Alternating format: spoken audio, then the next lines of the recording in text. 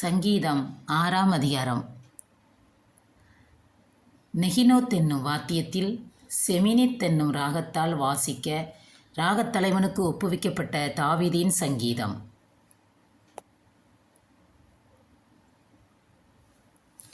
கர்த்தாவே, உம்முடைய கோபத்திலே என்னை கடிந்து கொள்ளாதேயும், உம்முடைய உக்கிரத்திலே என்னை தண்டியாதேயும்.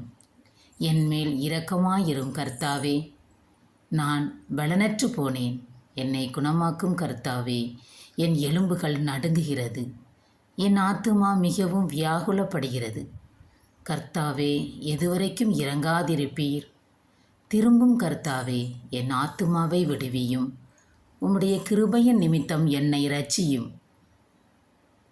மரணத்தில் உம்மை நினைவு கூர்வதில்லை, பாதாளத்தில் உம்மை துதிப்பவன் யார்? என் பெருமூச்சினால் இளைத்து போனேன்.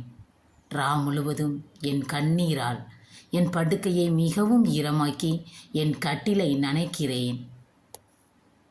துயரத்தினால் என் கண்கள் குழி விழுந்து போயிற்று. என் சத்துருக்கள் அனைவர் நிமித்தமும் மங்கி போயிற்று. அக்கிரமக்காரரே, நீங்கள் எல்லாரும் என்னை விட்டு அகன்று போங்கள். கர்த்தர் என் அழுகையின் சத்தத்தை கேட்டார். கர்த்தர் என் விண்ணப்பத்தை கேட்டார். கர்த்தர் என் ஜெபத்தை ஏற்றுக்கொள்வார். என் பகைஞர் எல்லாரும் வெட்கி மிகவும் கலங்கி போவார்கள்.